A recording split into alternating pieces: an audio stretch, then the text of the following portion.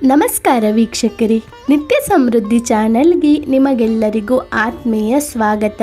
ಶ್ರಾವಣ ಮಾಸ ಬಂತೆಂದರೆ ಸಾಕು, ನಮ್ಮೆಲ್ಲರ ಮನೆಯಲ್ಲಿ ಹಬ್ಬದ ಸಡಗರ ಮನೆ ಮಾಡುತ್ತದೆ. ಅದರಲ್ಲಿಯೂ ಶ್ರಾವಣ ಮಾಸದ ಶುಕ್ಲ ಪಕ್ಷದ 2ನೇ ಶುಕ್ರವಾರದಂದು ಆಚರಿಸುವ ವರಮಹಾಲಕ್ಷ್ಮಿ ವ್ರತ ಅತ್ಯಂತ ಶ್ರೇಷ್ಠವಾದದ್ದು. ಕೇಳಿದ ವರಗಳನ್ನು ಕರುಣಿಸುವ ತಾಯಿ ಈ ವರಮಹಾಲಕ್ಷ್ಮಿ. ಇಂದಿನ ನಮ್ಮ ಈ ವಿಡಿಯೋದಲ್ಲಿ ಕನ್ಯಾ ರಾಶಿಯವರಿಗೆ ವರಮಹಾಲಕ್ಷ್ಮಿ ಹಬ್ಬವು ಯಾವೆಲ್ಲ ಶುಭ ಫಲಗಳನ್ನು ತರಲಿದೆ, ಕನ್ಯಾ ರಾಶಿಗೂ ಮತ್ತು ಲಕ್ಷ್ಮೀ ದೇವಿಗೂ ಇರುವ ವಿಶೇಷ ಸಂಬಂಧವೇನು ಅಥವಾ ನಂಟೇನು, ಹಾಗೂ ಕನ್ಯಾ ರಾಶಿಯವರು ತಾಯಿಯ ಕೃಪೆಗೆ ಪಾತ್ರರಾಗಲು ಯಾವ ನಿರ್ದಿಷ್ಟ ರೀತಿಯಲ್ಲಿ ಪೂಜೆ ಮಾಡಬೇಕು ಎಂಬುದನ್ನು ನಾನೀಗ ನಿಮಗೆ ಸಂಪೂರ್ಣವಾಗಿ ತಿಳಿಸುತ್ತೀನಿ.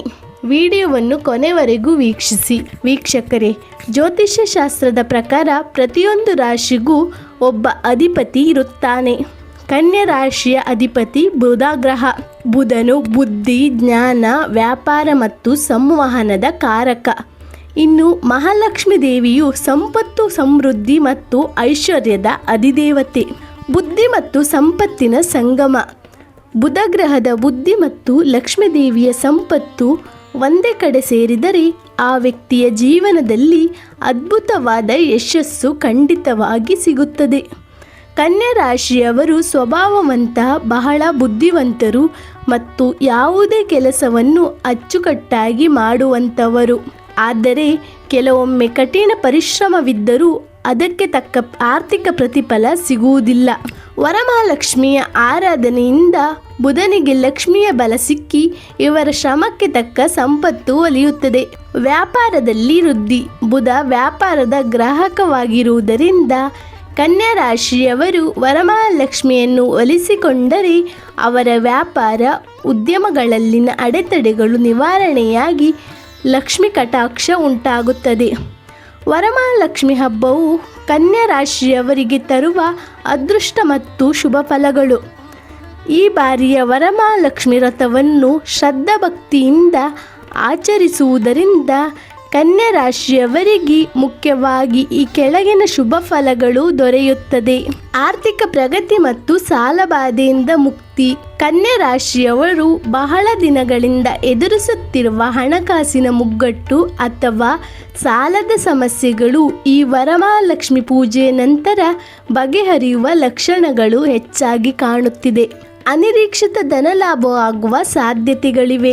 ವೃತ್ತಿ ಜೀವನದಲ್ಲಿ ಏಳಿಗೆಯನ್ನು ನೀವು ಕಾಣಬಹುದು. ಉದ್ಯೋಗದಲ್ಲಿರುವ ಕನ್ಯಾ ರಾಶಿಯವರಿಗೆ ಮೇಲಾಧಿಕಾರಿಗಳಿಂದ ಪ್ರಶಂಸೆ, ಬಡ್ತಿ ಅಥವಾ ಹೊಸ ಅವಕಾಶಗಳು ಒಲಿದು ಬರಲಿದೆ. ನಿಮ್ಮ ಆಲೋಚನೆಗಳಿಗೆ ಮನ್ನಣೆ ಸಿಗಲಿದೆ. ಮಾನಸಿಕ ನೆಮ್ಮದಿ. ಕನ್ಯಾ ರಾಶಿಯವರು ಸಣ್ಣ ಸಣ್ಣ ವಿಚಾರಗಳಿಗೂ ಹೆಚ್ಚು ಆಲೋಚನೆ ಮಾಡುವ ಸ್ವಭಾವದವರು.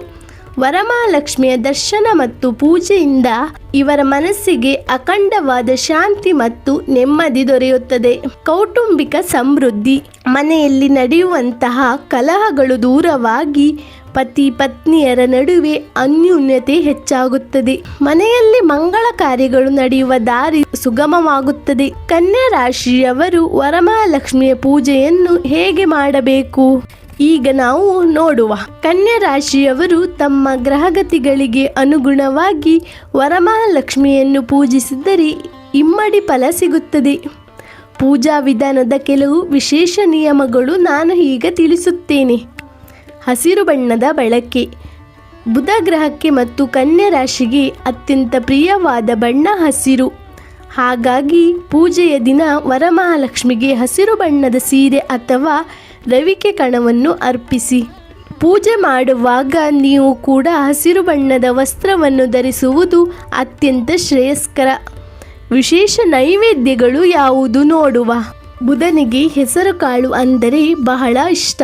ಆದ್ದರಿಂದ ಹಬ್ಬದ ದಿನ ತಾಯಿಗೆ ಹೆಸರು ಕಾಳಿನ ಪಾಯಸ, ಹೆಸರು ಕಾಳಿನ ಕೋಸಂಬರಿ ಅಥವಾ ಹೆಸರು ಬೇಳೆಯ ಸಿಹಿಯನ್ನು ಕಡ್ಡಾಯವಾಗಿ ನೈವೇದ್ಯ ಮಾಡಿ. ಜೊತೆಗೆ ಬೆಲ್ಲ ಮತ್ತು ಅನ್ನದಿಂದ ಮಾಡಿದ ಪಾಯಸವನ್ನು ಇಟ್ಟರೆ ತಾಯಿಗೆ ಬಹಳ ಪ್ರೀತಿ. ಪೂಜೆಗೆ ಬೇಕಾಗುವ ವಸ್ತುಗಳು. ಕಳಶವನ್ನು ಸ್ಥಾಪನೆ ಮಾಡುವಾಗ ಕಳಶದ ಒಳಗೆ ಅಕ್ಕಿ, ಅರಿಶಿಣ, ಕುಂಕುಮದ ಜೊತೆಗೆ ಒಂದು ಬೆಳ್ಳಿಯ ನಾಣ್ಯ ಮತ್ತು ಸ್ವಲ್ಪ ಏಲಕ್ಕಿಯನ್ನು ಹಾಕಿ. ಏಲಕ್ಕಿಯ ಸುವಾಸನೆ ಲಕ್ಷ್ಮಿ ಮತ್ತು ಬುಧನಿಗೆ ಬಹಳ ಪ್ರೀತಿ. ಮಂತ್ರ ಪಠಣ. ಕನ್ಯಾ ರಾಶಿಯವರು ಪೂಜೆಯ ಸಮಯದಲ್ಲಿ ಶ್ರೀ ಸೂಕ್ತ ಅಥವಾ ಕನಕದಾರ ಸ್ತೋತ್ರವನ್ನು ಪಠಿಸಬೇಕು. ಮಂತ್ರ ಪಠಿಸಲು ಬರದೇ ಇದ್ದರೆ ಆಡಿಯೋವನ್ನು ಹಾಕಿ ಶ್ರದ್ಧೆಯಿಂದ ಆಲಿಸಿ. ಜೊತೆಗೆ ಓಂ ಶ್ರೀಂ ಹ್ರೀಂ ಕ್ಲೀಂ ಕಮಲವಾಸಿನೇ ಸ್ವಾಹ ಎಂಬ ಮಂತ್ರವನ್ನು 108 ಬಾರಿ ಜಪಿಸಿ. ವಿಶೇಷ ದಾನ. ಪೂಜೆ ಮುಗಿದ ನಂತರ ಕನಿಷ್ಠ 5 ಅಥವಾ 9 ಜನ ಮುತ್ತೈದರಿಗೆ ಅರಿಶಿಣ, ಕುಂಕುಮ, ವೀಳ್ಯದೆಲೆ, ಅಡಿಕೆ ಜೊತೆಗೆ ಹಸಿರು ಬಳೆ ಮತ್ತು ಸ್ವಲ್ಪ ಹೆಸರು ಕಾಳನ್ನು ದಾನ ಮಾಡಿ. ಇದರಿಂದ ನಿಮ್ಮ ಜಾತಕದಲ್ಲಿರುವ ಬುಧ ದೋಷಗಳು ನಿವಾರಣೆಯಾಗಿ ಲಕ್ಷ್ಮೀದೇವಿಯ ಸಂಪೂರ್ಣ ಕೃಪೆ ನಿಮ್ಮ ಮೇಲಿರುತ್ತದೆ. ವೀಕ್ಷಕರೇ, ಕನ್ಯಾ ರಾಶಿಯವರು ಎಷ್ಟೇ ಪರಿಶ್ರಮ ಪಟ್ಟರೂ ಕೆಲವೊಮ್ಮೆ ಅದೃಷ್ಟದ ಬೆಂಬಲ ಬೇಕಾಗುತ್ತದೆ. ಆದರೆ ಆ ಅದೃಷ್ಟವನ್ನು ಕರುಣಿಸುವ ತಾಯಿಯೇ ಈ ವರಮಹಾಲಕ್ಷ್ಮಿ. ನಾವು ತಿಳಿಸಿದ ಈ ಸಣ್ಣ ಸಣ್ಣ ನಿಯಮಗಳನ್ನು ಪಾಲಿಸಿ ಭಕ್ತಿಯಿಂದ ತಾಯಿಯನ್ನು ಆರಾಧಿಸಿ. ಬುದ್ಧಿಶಕ್ತಿಗೆ ತಕ್ಕ ಯಶಸ್ಸು, ಸಂಪತ್ತು ಮತ್ತು ನೆಮ್ಮದಿ ನಿಮ್ಮದಾಗಲಿ ಎಂದು ಹಾರೈಸುತ್ತೇನೆ. ಈ ಮಾಹಿತಿ ನಿಮಗೆ ಇಷ್ಟವಾದರೆ ದಯವಿಟ್ಟು ವಿಡಿಯೋವನ್ನು ಲೈಕ್ ಮಾಡಿ, ನಿಮ್ಮ ಸ್ನೇಹಿತರು ಮತ್ತು ಕುಟುಂಬದವರೊಂದಿಗೆ ಶೇರ್ ಮಾಡಿ.